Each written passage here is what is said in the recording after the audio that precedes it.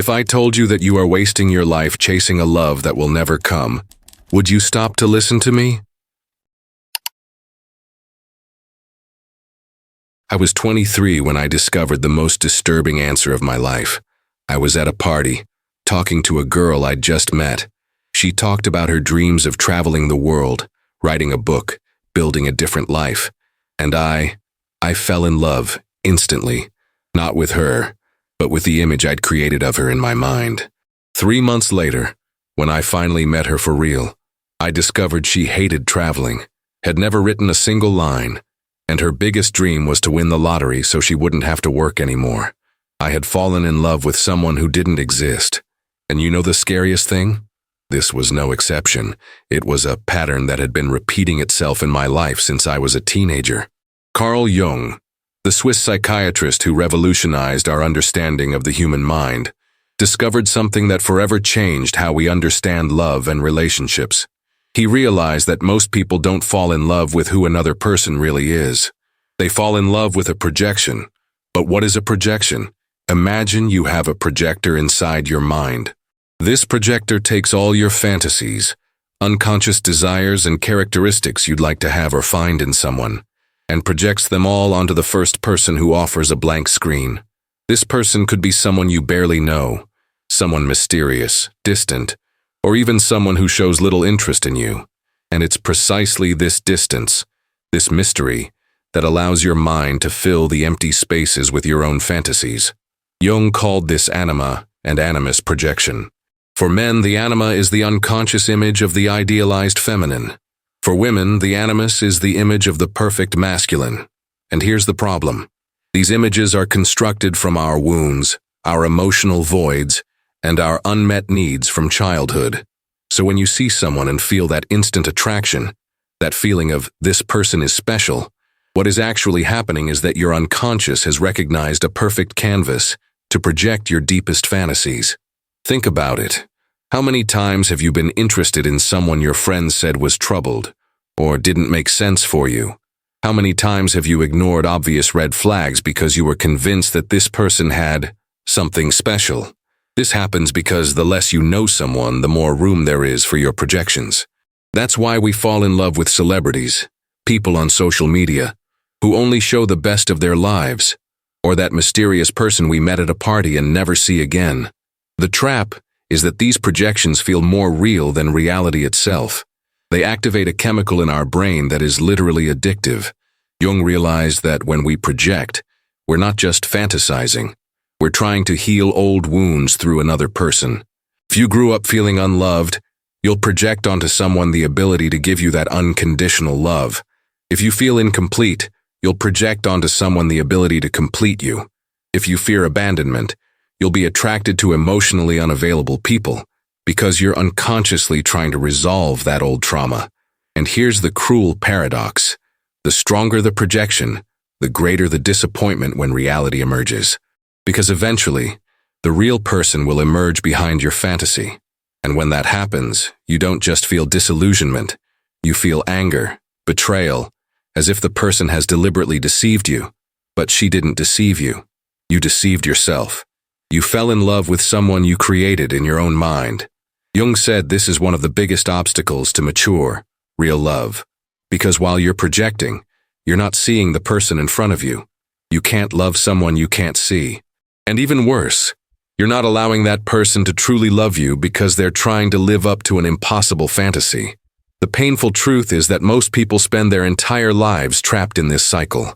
They fall in love with the projection, become disillusioned with reality, end the relationship, and then repeat the exact same pattern with someone else. And do you know why this happens? Because it's easier to fall in love with a fantasy than to do the hard work of actually getting to know someone. It's more exciting to live on the roller coaster of projection than to build something solid and real. But Jung discovered that there is a way out of this trap, because if you want to find real love, you first need to understand what you're really looking for, and the answer will surprise you. Have you ever stopped to wonder why there's a certain type of person who always piques your interest? Why do some people go unnoticed while others make your heart race in seconds? The answer goes far beyond physical preferences or compatibility. Jung discovered that what you're really looking for when you seek love is a lost part of yourself. Let me explain this in a way that will make it all make sense. Imagine you were born a complete being, with every conceivable human quality: strength and sensitivity, logic and intuition, courage and compassion. But as you grew up, society, your family, and your experiences forced you to develop only certain characteristics and suppress others. If you're a man, you were probably taught to be strong, rational, and independent. Your sensitive, intuitive, and emotional parts were gradually stifled. If you're a woman, you may have been encouraged to be caring, understanding, and cooperative, while your assertiveness, ambition, and independence were discouraged. Jung called these repressed parts of our personality anima in men and animus in women. These are not just abstract concepts. They are real psychic energies that live on in your unconscious, crying out for expression. And here's the secret that few discover. When you fall in love at first sight with someone, you are actually recognizing those lost parts of yourself reflected in that person. Let me give you a personal example. For years, I was attracted to extremely free, spontaneous women who traveled the world without plans, who lived in the moment. I, who had always been controlling and organized, planned everything months in advance. I wasn't falling in love with them. I was falling in love with the freedom I had lost within myself. The problem is that when you project these qualities onto someone else, you're asking them to carry the burden of being your completeness. You're saying, I can't be free, so you need to be free for both of us. I can't be spontaneous, so you need to be the spontaneity in our relationship. This is an impossible pressure for anyone to bear. Jung noticed a specific pattern in these projections. Men tend to project their anima, their ability to feel deeply, to be intuitive, to connect emotionally, into mysterious, sensual, and sometimes unattainable women. This is why the most rational man can be completely lost to a complicated or emotionally unstable woman. Women, in turn, project their animus, their inner strength, determination, and leadership ability, onto men who appear powerful, successful, or dominant. This is why an independent woman may be attracted to men who, in practice, limit her freedom. But there's something even deeper going on here. These projections aren't random. They're precisely calibrated by your oldest wounds. If your father was emotionally absent, you'll project onto someone else the ability to give you the emotional attention you never received. If your mother was overprotective, you'll be drawn to independent people who represent the freedom you never had. If you were raised to be proper, you'll be fascinated by rebellious people who live the life you never allowed yourself to live. Most fascinatingly, Jung discovered that these projections follow universal archetypal patterns. Regardless of culture or origin, there is a deep programming in the human psyche that makes us seek certain idealized images. For men, the anima can appear as the inspiring muse, the mysterious femme fatale, the perfect nurturing mother, or the innocent young virgin. For women, the animus can manifest as the courageous hero, the wise mentor, the powerful leader, or the misunderstood rebel artist. Have you ever noticed how your types change as you get older? This is no coincidence. As you develop psychologically, different aspects of your anima or animus need to be integrated, so you project different archetypes onto others. But here's what no one tells you. As long as you're projecting, you'll never truly love someone. Because you're not seeing who they really are. You're seeing a mirror of your own unmet needs. And worse, you also don't allow the person to genuinely love you, because they are trying to live up to an idealized image that they will never be able to sustain in the long run. Jung said this creates a vicious cycle. You fall in love with the projection, idealizing the person, then become frustrated when they turn out to be human and imperfect. So you conclude that they've changed or weren't who you thought, when in fact they were always exactly who they were. You're the one seeing a mirage. The most tragic thing is that many people spend decades repeating this pattern. They change partners, but continue to project the same archetypal images. It's like changing movie screens but still showing the same film. Some people even develop addictions to these projections. They become dependent on the emotional intensity that comes from falling in love with fantasies. Real, mature, and stable love seems dull compared to the emotional roller coaster of projection. But Jung discovered something revolutionary. When you finally understand that these qualities you seek in others already exist within you, just dormant or repressed, everything changes. When you stop looking for someone to be strong for you and develop your own inner strength, you stop being attracted to domineering people. When you develop your own ability to feel and express yourself emotionally, you stop needing emotionally unstable partners to feel alive. This doesn't mean you'll stop feeling attraction or falling in love. It means you'll start being attracted to real people instead of fantasies. And that, my friends, is when true love becomes possible. But there's one obstacle that most people can't overcome in this process, and that's what we'll talk about in the next chapter. Because there's a part of you that doesn't want you to find real love, a part that sabotages your relationships whenever they start to feel genuine. Jung called this the shadow, and it can destroy any chance of happiness you have.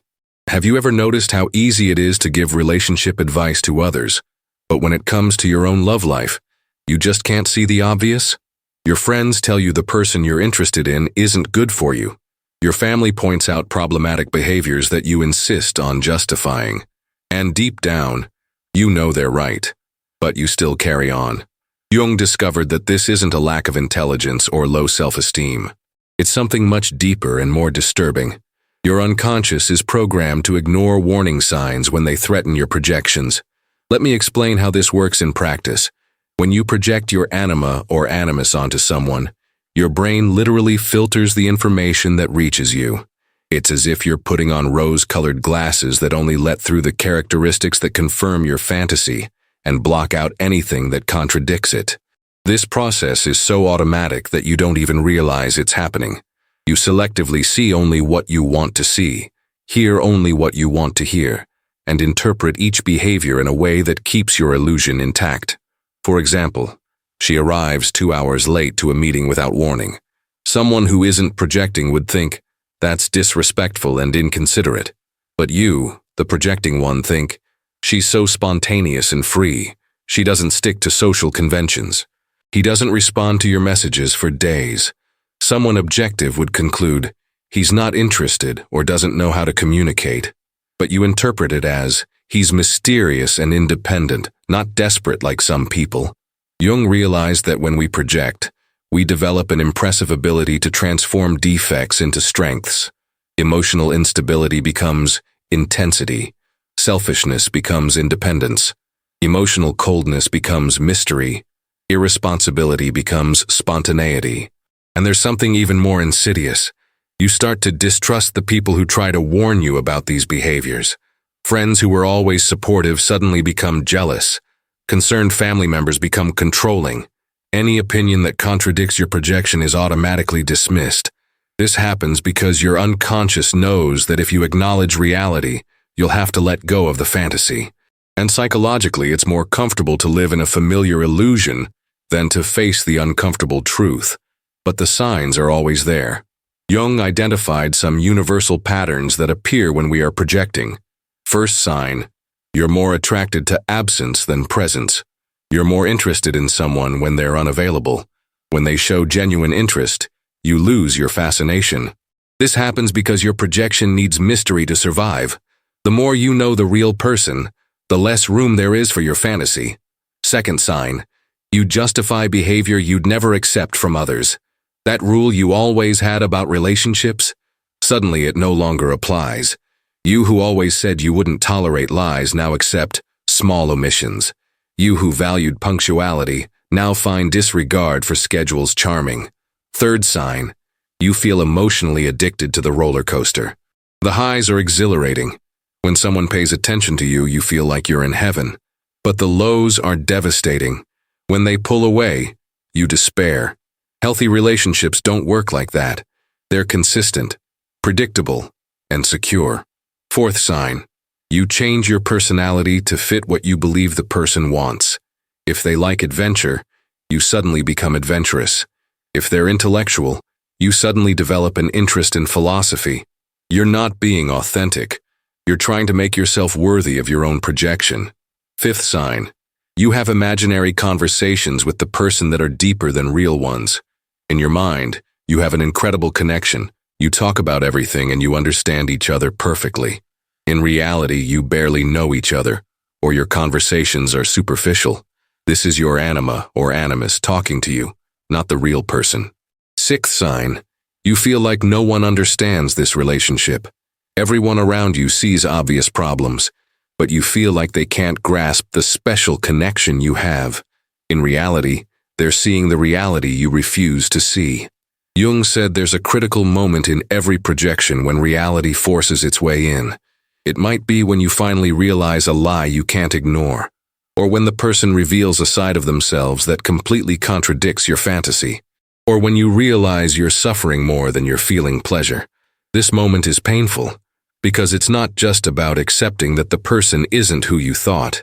It's about recognizing that you've built an emotional sandcastle, and the tide is rising. But here's what's hardest to accept. On some level, you always knew. Your unconscious mind registered all the signals your conscious mind ignored.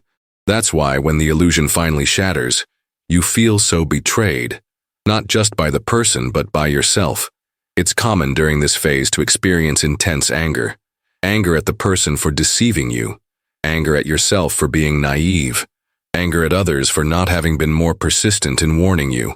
But Jung realized that this anger is actually a defense mechanism to avoid having to look at the deeper truth. The truth is, you weren't the victim of external manipulation. You were complicit in your own delusion. And that's scary to admit because it means you have more control over your love life than you'd like to believe. And consequently, more responsibility. Many people get stuck in this anger phase and end up developing cynicism about love. They conclude that all people are the same, that true love doesn't exist, that it's better not to trust anyone. This is just another way of avoiding the real work of self-discovery. Because the truth Jung discovered is even deeper. Until you integrate the projected parts of yourself, you will continue to attract the same situations, just with different faces. The pattern will repeat until you understand the lesson. And the lesson isn't about choosing better people, it's about becoming a more complete person. But how do you do this in practice? How do you break a pattern that's been ingrained in your subconscious for decades? How do you stop looking for love where it doesn't exist and start building something real? Jung developed a specific method for this, and it is about this transformation that we are going to talk about now. If you've made it this far, you've probably recognized some of the patterns we've discussed in your own life. And you might be wondering, okay, now that I know this, how do I get out of this trap? Jung's answer is both simple and revolutionary. You need to stop looking for completeness in other people and start becoming complete within yourself. Because there's a specific practice Jung used with his patients that shattered the deepest projections in a matter of months, not years. A technique that forces you to look directly at your deepest shadows and integrate the aspects of yourself you most deny. And if you have the courage to do this work, really do it, not just think about it. Your love life will never be the same. Jung said that when you stop searching for your soulmate and start becoming a whole soul, true love doesn't just become possible, it becomes inevitable. Because when you're whole within yourself, you naturally attract people who are also doing this growth work. And that's where the real magic happens. Not in the fantasy of finding someone perfect, but in the reality of building something real, with someone imperfect but aware. Someone who, like you, chose to stop running from themselves and start becoming who they truly are.